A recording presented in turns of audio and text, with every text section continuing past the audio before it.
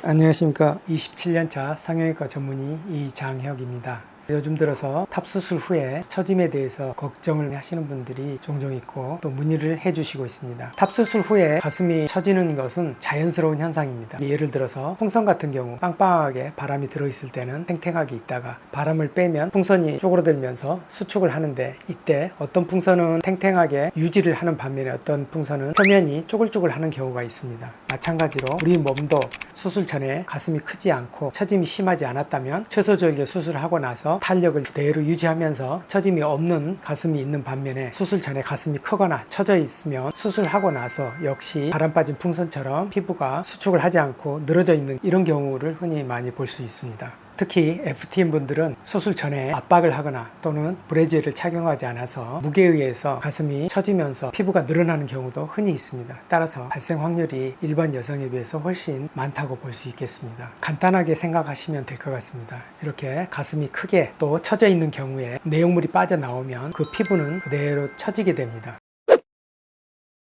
처짐을 교정하는 방법은 여러 가지가 있습니다. 가장 먼저 처짐이 그렇게 심하지 않는다면 유륜 쪽으로 남는 피부를 도는 모양으로 제거를 하고 봉합을 해주는 방법이 있고, 또 그와 동시에 주변의 피부를 초음파를 통해서 녹여서 탄력을 갖게 해서 주변 피부 조직을 수축을 만들어주는 그런 방법도 있고요. 처짐이 너무 심한 경우에는 처져 있는 피부를 직접적으로 절개를 하고 유두유륜을 다시 이식을 한다거나 또는 흉터가 남더라도 평평하게 만들어주는 방법 등 여러 가지 방법이 있을 수가 있습니다. 따라서 수술 후에 처짐이 발생한 경우라면 담당 선생님과 자세한 상담을 통해서 어떤 방법이 좋을지, 또 흉터는 최소한 어떻게 해야 남는지, 여기에 대해서 자세한 상담이 필요할 것으로 보입니다.